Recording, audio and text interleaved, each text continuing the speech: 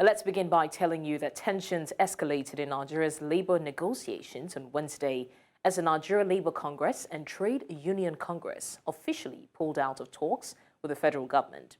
And this comes after the government proposed a minimum wage of 48,000 naira, significantly lower than the 615,000 naira demanded by the unions. Now, furious labor leaders convened an emergency press conference after walking out of the meeting to express their outrage over the offer, branding it an insult to the sensibilities of Nigerian workers. This marks the second time in many weeks that negotiations have hit a deadlock. During the previous session on April 29, discussions faltered as organized labor stood firm on their demand for 615,000 naira as a minimum wage. The federal government, however, deemed this demand unreasonable. The acting executive secretary of the National Universities Commission, Chris Mayaki, says the federal government is working to reconstitute the governing councils of universities. He revealed this to education reporters in Abuja on Wednesday. He noted that the Minister of Education, Professor Tahir Maman, had in place a panel to work on the list. The NUC executive secretary said the councils would be inaugurated once the list was consummated. His remarks come as a response to the 2-week ultimatum issued by the Academic Staff Union of Universities to the government to reconstitute the governing councils of federal universities.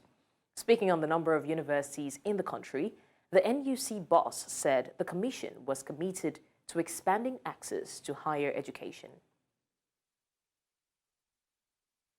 Now, Nigeria's former president, Olusegun Obasanjo, has thrown his weight behind a growing movement advocating for Nigeria to abandon the presidential system of government. Speaking at a meeting with 60 members of the House of Representatives in Abuja, Obasanjo noted the need for a governance model that caters to the unique needs of Nigerians. Obasanjo did not mince words as he criticized the Western-style democracy currently adopted by Nigeria, arguing that it has failed to deliver results even in its countries of origin. He urged lawmakers to seriously consider alternative systems, suggesting the adoption of what he termed Afro-democracy.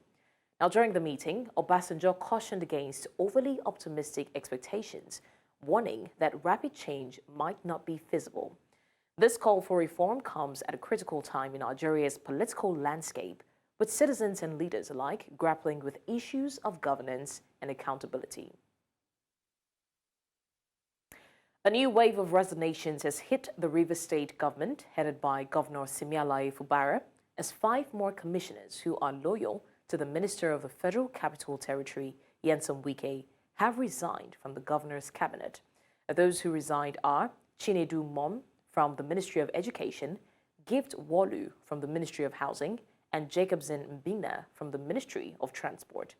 Inime Aguma resigned as the Commissioner for Social Welfare and Rehabilitation.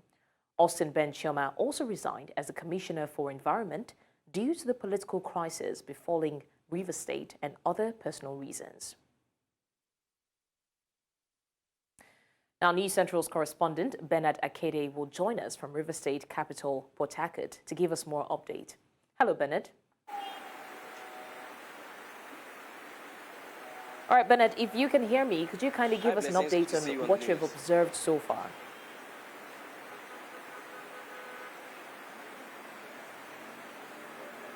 All right, like you rightly mentioned in your introduction, yes, we've seen a litany of commissioners and government officials resign under the new governor, Simealaye Fubara.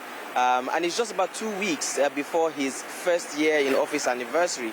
So it's looking like the political situation in Rivers State is actually getting, well, depending on which divide you stand, getting interesting or getting heated up.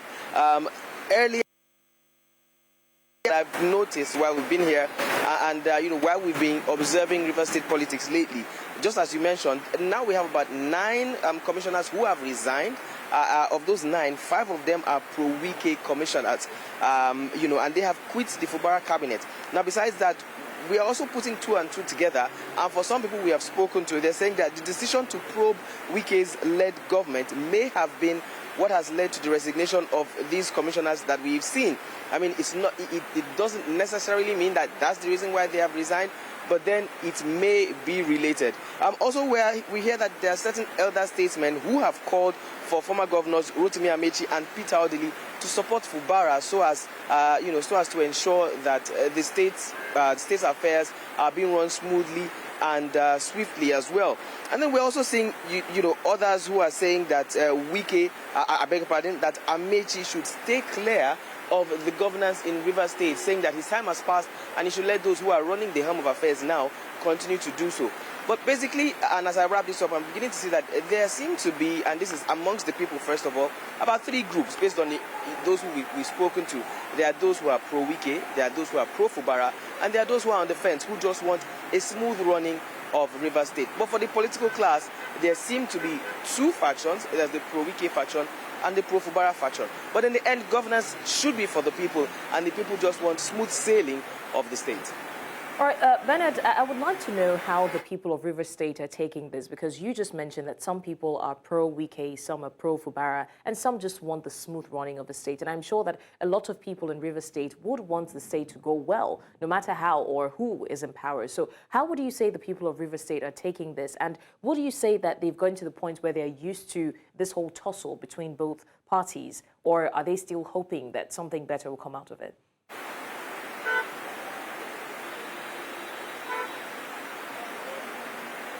Well, yes, so you can say that it's been about 1 year. I mentioned earlier that it's just about 2 weeks now before Fubara celebrates 1 year in office. And it's sad that the people have had to get used to political tussle between the former governor and the current governor. So on the one hand, they are getting used to this topsy-turvy kind of governance in their state. But on the other hand, they are hoping that normalcy returns to the state so that the state can be run as smoothly as it possibly should. It's not a good thing that people have to get used to issues like this, but in the end, hope, like they say, when people have lost everything, hope is what they hold on to as their last option. So the people are basically hoping that things would eventually move smoothly. Remember again that the national economy, not just River State now, the entire nation economy is bad. There is inflation, there's the high cost of petrol and every other thing that we're seeing.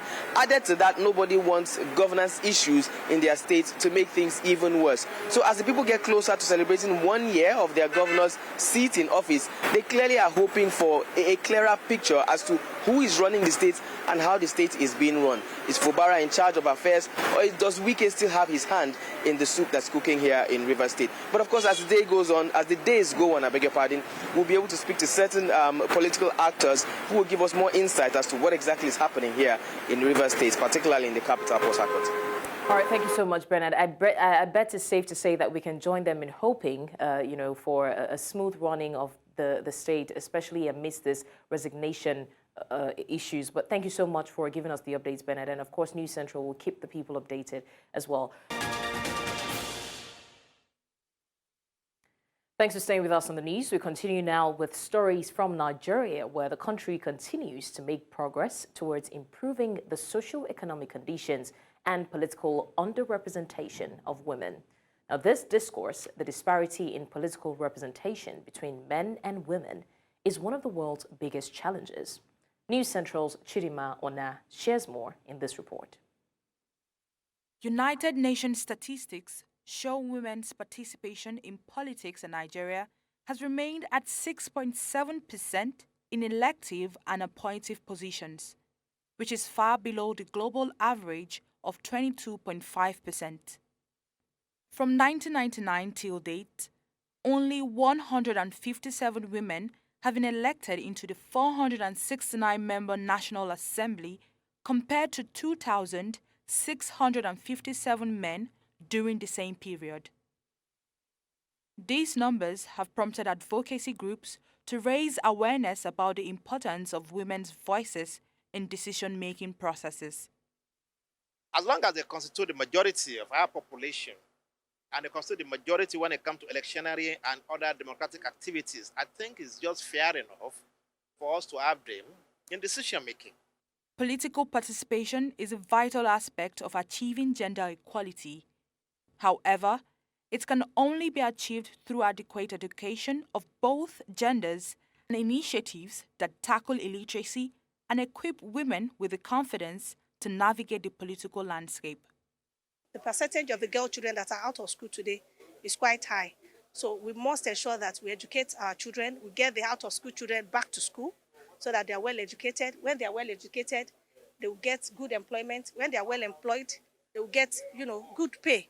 When you are not well paid, you are not financially stable, you cannot have political representation because politics is not cheap. While other challenges, including financial constraints and deep-rooted cultural norms often limit the reach of empowerment programs, more women and men, through initiatives like this, seek to strengthen laws in support of women's political participation. We need a series of orientation. We need a series of value revisitation. We need a series of value review. And again, we can have them in governance through amendment to our constitutions. But we can't amend when there's no frantic efforts by the people to ensure that we change the perception, the value system that see women as playing the second field in the society. Single gender list must be eradicated in all states across this country, where we have 40 House of Assembly members and they are all men, or where we have 20 House of Assembly members and they are all women. We must ensure that we keep talking about it, that it must be eradicated. It should become a taboo. The road to gender equality in Nigeria is long, but current growth programs offer glimmers of hope. Experts also believe that to address the gender disparity in politics, more women should be included in governance. Now, Nigeria's Economic and Financial Crimes Commission has called for more efforts in tracking terrorist funding trail in a bid to cut the supply line of illicit financial flows, which funds criminal groups. The anti-graft agency made this known at a multi-stakeholders dialogue aimed at preventing terrorism financing and ending violent extremism in the northeastern part of the country. News Central's Joshua Imarai completes the story. In a bid to combat the growing threat of terrorism, security experts, intelligence officials and stakeholders converge on the nation's capital to brainstorm on strategies for preventing terrorism financing and violent extremism in Nigeria. The high-level meeting was prompted following growing concerns over the funding of terrorist activities, which have wreaked havoc on the northeast region in recent years. So many times people come to me to say, Mr. Milai, you are a Nigerian. How come you people put Nigeria on the grey list? I always respond, we did not put Nigeria on the grey list. It's neither Java nor the FTF, but Nigeria put ourselves on the grey list. In March alone, 2024, the federal government naming 15 entities, including 9 individual and 6 bureau de change operators and firms that are said to be involved in terrorism financing, has highlighted the pressing issue of terrorism and terrorist financing in our country. Stakeholders urge citizens to join forces in combating terrorism financing, stressing that Nigeria's cooperation with law enforcement agencies is crucial to winning the war. The collaboration of every sector represented here is crucial. By combining our strengths, enhancing transparency, and enforcing regulatory frameworks, we can sever the lifelines that enable terrorism. If 4 out of every 5 Nigerians can stand for what we are here for today, in 6 months, we will nip this thing in the bud. We must not leave this responsibility to the military and to the law enforcement alone. In addition to the activities of the not-for-profit, we have also realized that there are some of these young men that they use to launder money now. Of course, some of you are aware of our activities in the area of investigating, virtual currency trading, cryptocurrency, and all of that. There are also potential platforms to fund terrorism, and a lot of people don't understand that. While some argue that global terrorism poses a persistent threat to many, stakeholders here say that cutting off the resources of terrorist groups can effectively end the menace. They advocate for a multifaceted approach combining kinetic and non-kinetic methods to depriving terrorists of their resources. In Abuja for News Central, I am Joshua Imarai.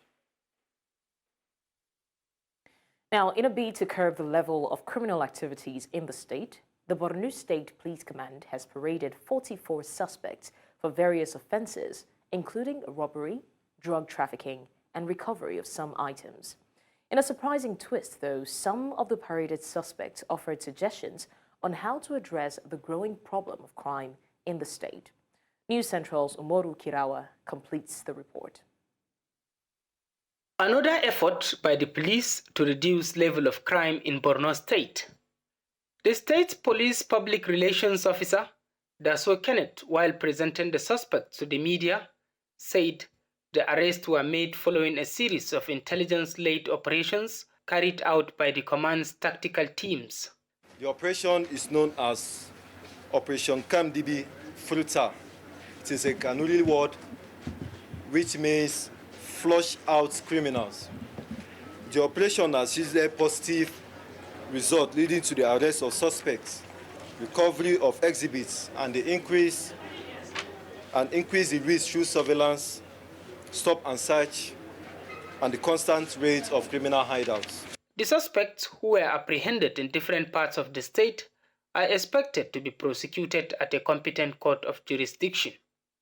The police also spoke about the pending investigation over the murder of Dr. Kamar Abdul Qadir, a lecturer at the University of Maiduguri.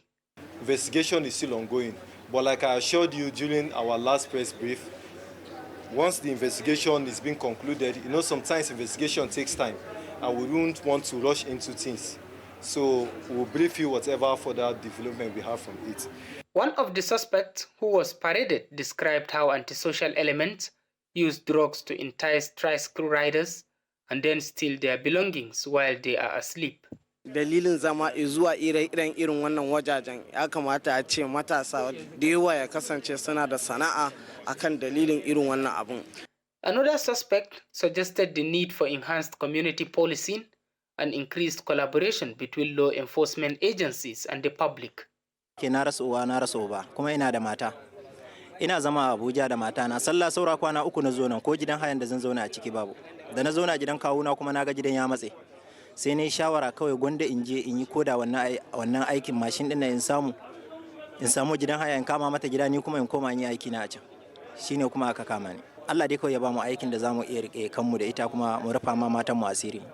Addressing some of the primary drivers of criminal activities through social reorientation and empowerment are some of the steps which taken will lead to reduction of crimes in the state. In Maiduguri for News Central, Umoru Kirawa. Now, a 17-man implementation committee has been inaugurated as part of efforts to restore peace in Basse local government area of Plateau State, north-central Nigeria. The inauguration took place at the 3 Armored Division, Maxwell Kobe Cantonment, Rukuba. News Central's Chizoba Anyunwe reports. This is about the third time an implementation committee such as this has been inaugurated after a 36-man joint committee in September 2021 and a 26-man implementation committee, which was later increased to 55. The search for peace did not end there, as another 17-man implementation committee was again set up for the same cause. This committee did not yield the desired results and as such was dissolved, giving birth to yet another 17-man committee that was inaugurated today, all in a bid to restore elusive peace to the once home of peace and tourism. I, Major General A.E. Abubakar, do hereby inaugurate you as the 17-man implementation committee. The General Officer commanding 3 Armored Division of the Nigerian Army is optimistic that this committee will yield the desired results. It is expedient for us to retrospect on how we have fared and how, even after 2 decades, we are still living in hostility. This, therefore, underscores the importance of this implementation committee. The state governor represented at the event commended the efforts of the GOC, assuring that his administration will stop at nothing in supporting the committee to achieve its goals. He said I should tell you, you are doing well, you have done well for Plateau State, you have done well for Nigeria. This is a step in the right direction. The new committee seems resolute and determined to accomplish the reasons behind its establishment. Surely we are going to discharge this tax with all our heart, without bias, without sentiment, without religion, but now. If I discover my committee they will sabotage my effort, I will resign. Because I believe on unity. This committee, made up of 16 men and 1 woman, has till the end of August to submit their findings to the GOC. In Jos for News Central, Chizoba Anyowe. That was Chizoba Anyowe reporting from Plateau State on the inauguration of a 17-man committee in a bid to find peace in the state. Many thanks for staying with us. Now, the news continues in West Africa, where Gambians in the capital Banjul have expressed joy over the decision by a Swiss court to sentence ex-Gambian Interior Minister Ousmane Sonko to 20 years in prison for crimes against humanity committed under the regime of former dictator Yahya Jammeh. They say the conviction of Ousmane Sonko showed everybody that that impunity has no borders. Now, Sonko is the highest-ranking official convicted in Europe under universal jurisdiction for the most serious crimes. According to a court statement, Sonko was found guilty of multiple counts of intentional homicide, multiple counts of torture, and false imprisonment, each as a crime against humanity committed between 2000 and 2016. International jurisdiction as a principle of justice to get those that are fleeing from justice in their origin countries is one that is remarkable, and we're seeing it taking effect in the most beautiful ways, in the most favorable ways, especially for us as Gambians and as advocates for justice for the crimes that have happened over the span of 22 years. So it's definitely a welcome move, and we hope to see more of them. Yeah, my take on the conviction of Ousmane Sonko is actually a relief for Gambians, especially the victims. And it is a signal that justice is actually coming on the way for victims. It actually shows that, wherever you are, the long arm of justice will definitely have to, reach out to you and do the needful. So the conviction of Ousmane Sonko today is actually a limelight sort of to Gambians, okay? So in everybody that and the world at large that, impunity have no borders. Convicting him after the trial, which was so, rigorous, and I felt like the rod of the law was what exactly felt on him, and it was justice. And justice is not there to favor one party or the other. It's just there to reveal and give. All right, away from that now, Benin says it will allow export of Nigerian oil through its port of Seme as part of an effort to resolve a tense standoff between the West African neighbors. Landlocked Niger had last November inaugurated a giant oil pipeline to transport crude extracted from its Agadem oil field by China National Petroleum Corporation to neighboring Benin for shipment from the Atlantic coast. But loading of Nigerian oil at the port of Semepoji was complicated by the closure of Niger's borders with its neighbors when the Economic Community of States of West Africa imposed sanctions following a July 2023 coup by Niger's military. Now in Southern Africa, South Africa is set to unveil the first world's most advanced nuclear medicine research facilities in Pretoria. The first research facility will be unveiled by the Minister of Higher Education, Science and Innovation, Dr. Blade Nzimande, housing a cyclotron that will produce isotopes used in radiation therapy. Numeri will provide consolidated expertise in nuclear technologies in medicine and biosciences, creating significant research, development, and innovation capacity in South Africa. This will assist in the treatment of cancer and other diseases.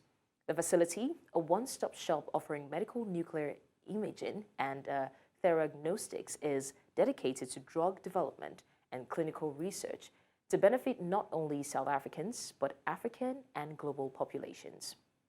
And now to join me discuss this is the Deputy Director General, Research Development and Support, Imran Patel. Thank you so much, Mr. Patel, for joining us. Good afternoon. Good afternoon to you too. All right, Mr. Patel, speaking on the new nuclear for health inviting facility, us what would you on say is the Central purpose News. of... Always a pleasure. Oh, it's a pleasure to have you join us as well. Apologies, I didn't know that you were still speaking. Now, we're still talking about the new nuclear health facility. What would you say is the purpose of this, and how does this serve South Africa, and how does it fit into the country's overall healthcare strategy?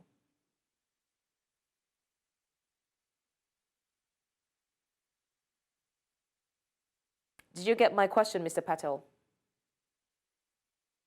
Yeah, I think we don't have the greatest of connections, but yes, I do have your questions. It was sent through as well earlier. Research facility. South Africa has a long history of expertise in nuclear medicine. Nuclear medicine comprises both the ability to diagnose certain ailments, but is also used as a therapy. The unique feature of this facility that we're launching next week, that the minister will be launching next week, is that it brings under one roof a range of capabilities. The ability to do the therapeutics, doing some research work. We have an animal lab in the facility, but it also is involved in the production of radiopharmaceuticals, which can be used in other places. This aligns to both South Africa's health strategy as well as our science and technology strategy. So in terms of the science and technology strategy, is to use our capabilities and our resources, both human and otherwise, to ensure that we are using world-class approaches and methodologies. In terms of our health, cancer is one of the areas that will be a focus, is becoming increasingly important, particularly on the continent and in South Africa. And this facility will assist in enhancing our understanding of cancer, how it works, the mechanisms, and how to effectively treat it. Thanks. All right, speaking on the general importance to South Africa and to the continent at large, for South Africa especially, what would you say are the benefits of integrating nuclear medicine into the healthcare system? Well, nuclear medicine is a well-known addition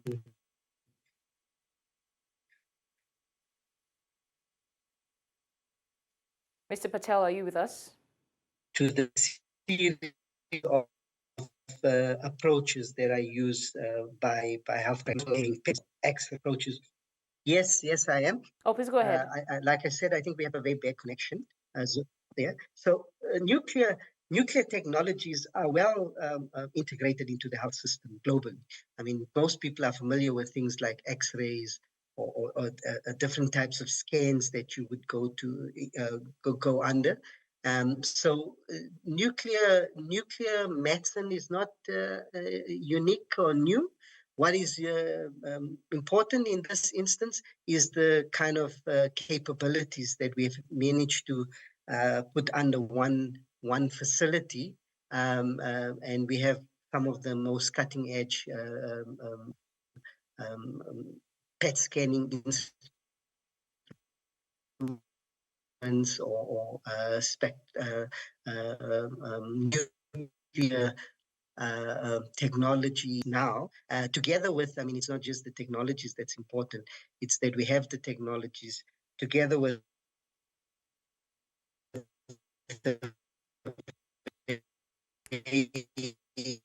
world-class all right, nuclear medicine, Mr. and how Imran cancers Patel, progress, how to do the treatment apologies, effectively. we do not have enough clarity from your audio, but we were able to get enough. Thank you so much, Imran Patel, Deputy Director, Research, Development and Support. We're hoping that next time we can have you analyze that better for us. Thank you once again.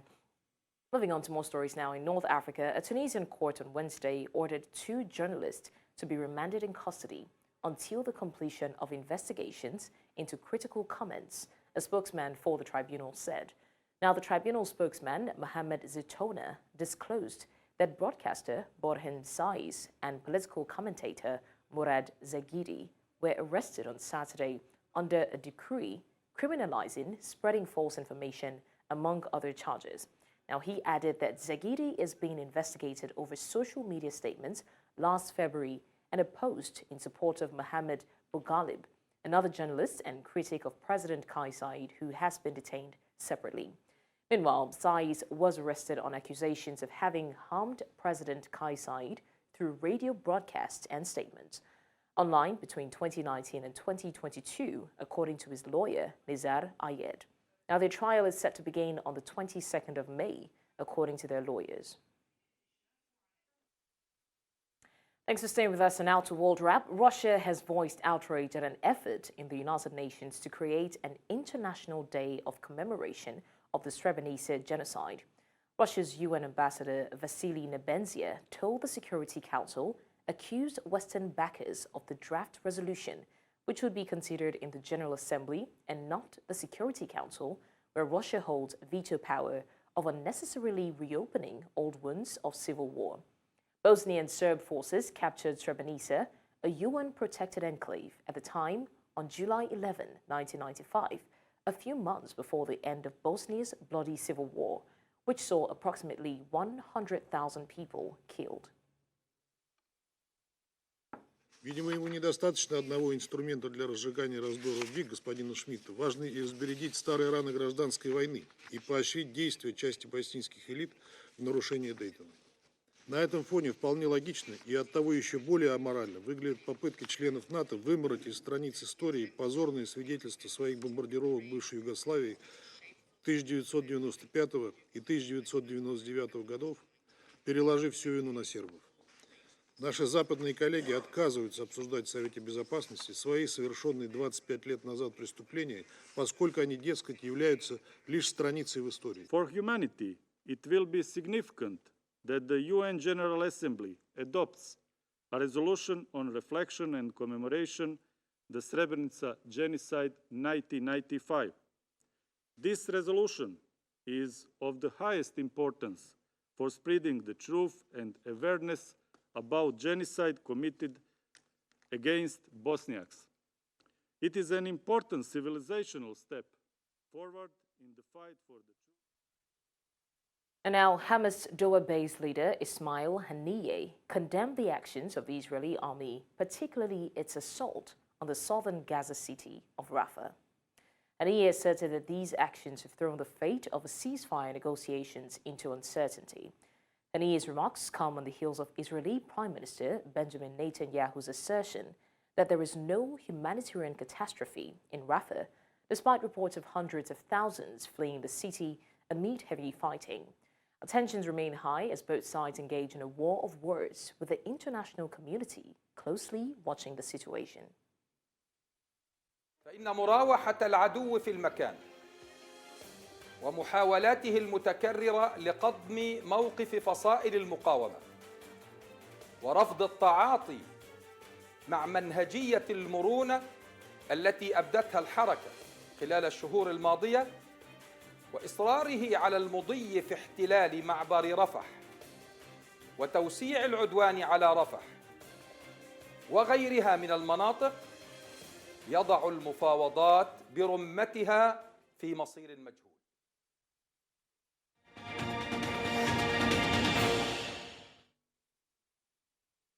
And now in the world of sports, Nigeria's representatives at the 2024 Basketball Africa League Rivers Hoopers will face AS Douanes of Senegal in one of 4 seeding games in the playoffs in Kigali next week.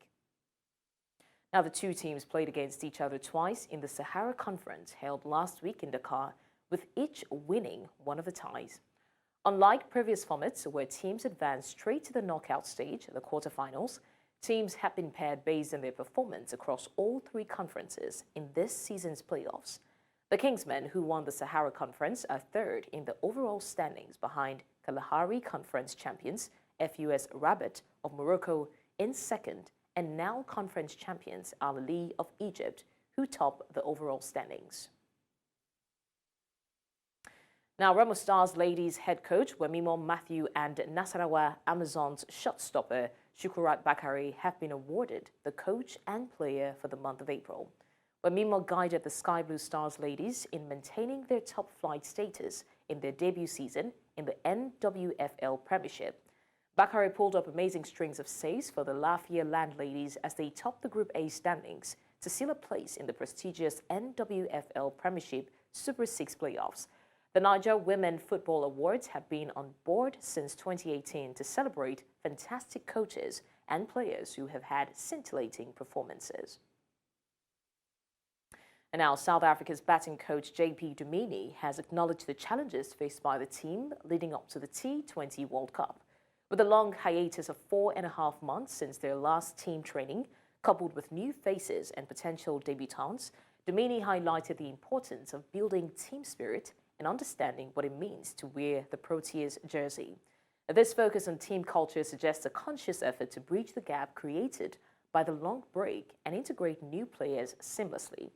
The upcoming series will be a valuable opportunity for the Proteas to gel and develop a strong sense of unity before the World Cup begins.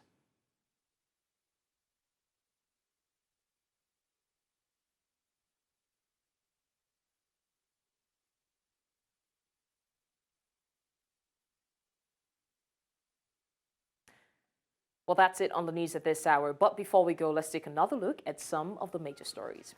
Now, we did tell you that Nigeria's labor union walked out of minimum wage negotiations. We also told you that Gambians have hailed Swiss court's jailing of ex-minister. And finally, we mentioned that Tunisia has remanded journalists arrested over comments. Send your eyewitness report to the WhatsApp number on the screen. Also follow us on social media. We are at News Central TV. You can watch News Central live on DSTV, channel 422, Star Times, channel 274, Avo TV, and YouTube. Many thanks for watching. I'm Blessings Osugu.